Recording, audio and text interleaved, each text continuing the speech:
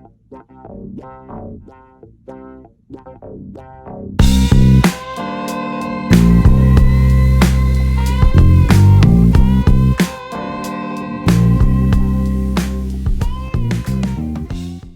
everybody, this is Tim from the University of Vinyl, coming back today with another video on a very cold, blustery day here in Colorado. Anyway, I thought today I would do a contest response for Michael from Poetry on Plastic. He is celebrating 5,000 subs today. Or recently. I'm sure he's gone by that by now. But very cool guy. I love his videos. I've just been started to go into them. I only discovered him a few days ago. And I think he just started this contest yesterday. So I'm hopping on because I really loved his questions, and happy to participate as usual, and loving the vinyl community. Me personally, I'm about a week in now, and am enjoying this quite a bit. I'm trying to think of some new and different topics that I'll be pushing out here coming soon.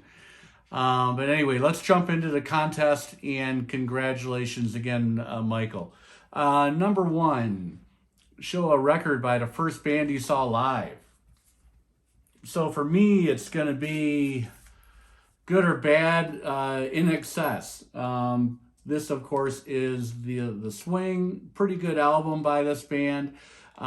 They were actually opening for, they were the support act for Men at Work, and it was a good time. I saw that show at a now dearly departed venue in northern Michigan called Castle Farms.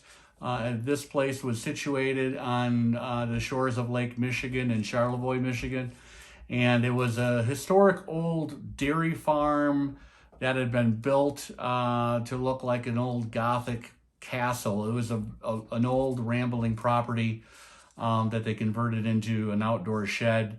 And it lasted from the late 70s up until the early 90s, I think, before zoning and upset neighbors, ruined it for everybody.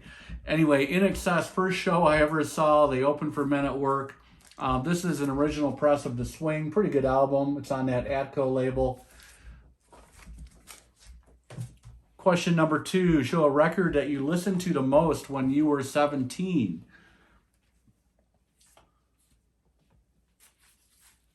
It's got to be Speaking in Tongues by the Talking Heads. I was 17 in 1983. The math is scary. I'm not going to do it right now. But this album was all over the place. I even remember there was a great movie that came out in 83, Risky Business. And there were two or three of these, of the songs from this album on that soundtrack. And I remember it vividly. I actually saw that movie at the Water Tower Place in Chicago, Illinois, at a movie theater that is also no longer with us at the Chicago Water Tower Place. Anyway, there it is. Talking Heads, Speaking in Tongues. Played the hell out of this album in 1983 when I was 17. And I actually think at that point in time, I may have had this on cassette, probably. I think it was cassette. But this is an OG press, still in the shrink. Sounds great. Question number three, show a record that was your entry point into a genre. So I'm a child of the 70s and classic rock, post-punk, a little bit of punk, new wave. I'm into all of that stuff. And listen to modern things as well. But one genre that I'm just now starting to get into, I'd say pretty seriously, is jazz. And the first album, I had this years ago on cassette and then CD, Kind of Blue. I was lucky enough, MoFi did another repress of this amazing reissue. It sounds great, and was able to pick one of these up about a month ago, I think. I don't know if it's sold out again yet or not, but it seems to kind of come and go frequently. But this was the first thing that kind of opened my eyes to jazz. I'm still opening my eyes. I've managed to pick up several tone poets over the last several months, some analog productions on different titles, and really kind of enjoying getting into the weeds on jazz. One thing that's on my list of things to do is to go back and watch the Ken Burns jazz documentary series. I haven't. I only saw bits and pieces of that when it was originally released. Although I did watch all of country music. Was it last year or 2 years ago when that came out? That was fantastic. There it is, Miles Davis, Kind of Blue. Question number 4. Show a record that you use to show off your stereo. I've showed this album previously in a different video. And The Nightfly, Donald Fagen. This is a master disc cut by Robert Ludwig. Sounds amazing. Get down. I've got a visitor here. Sorry about that. His name is Elliot. He's a little blonde Cocker Spaniel. Anyway, this sounds great on my system. I'm going to talk about my system in a minute. I'd love to have the MoFi one step of this album that came out 2-3 years ago and is very, very hard to find and very expensive. But to be honest, this is an original press cut by Robert Ludwig. Sounds great. I have played this for a couple of people, believe it or not, and they're impressed. So that's what I would hold up. Excuse me. Number 5, show a record that is recorded or mixed horribly that you still love.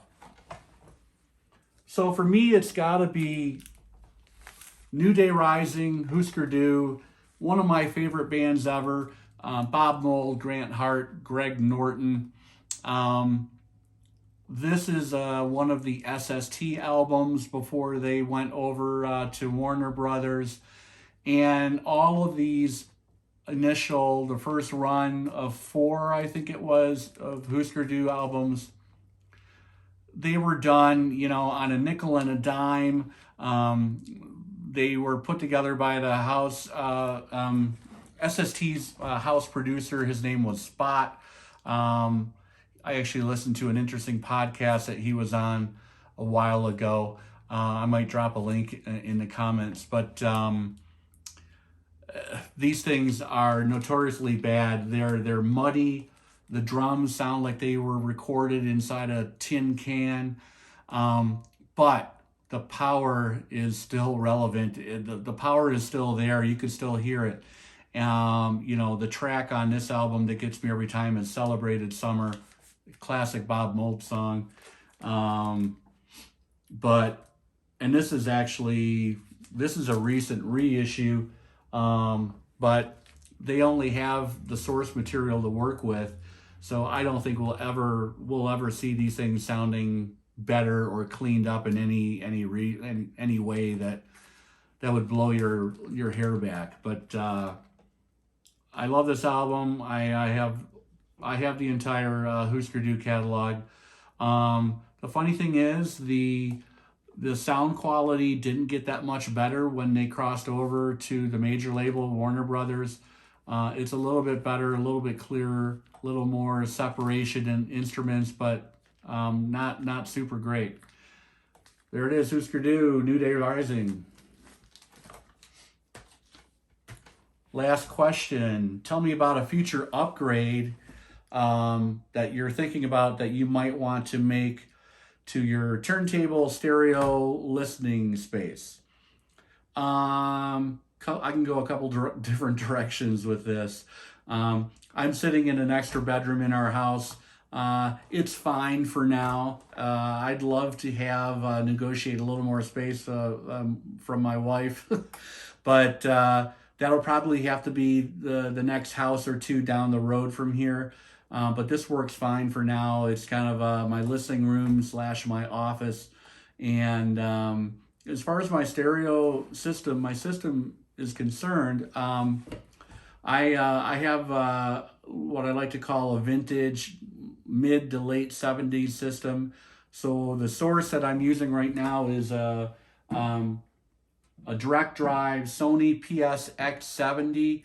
This came out originally in 78, and I think it ran until 80 or 81. But this was actually Sony's top of the line turntable at that time period. Okay, Sony mass market. But, you know, I'm happy with this thing, and I've actually contemplated, you know, people think about their systems all the time, and I wonder if I should do something here or change this out, switch that out. Doing more research on that turntable, which I've had for about 10 years now, everything I read is like, that is a fantastic turntable. You couldn't replace it right now with a modern day table. It would cost you $2,500.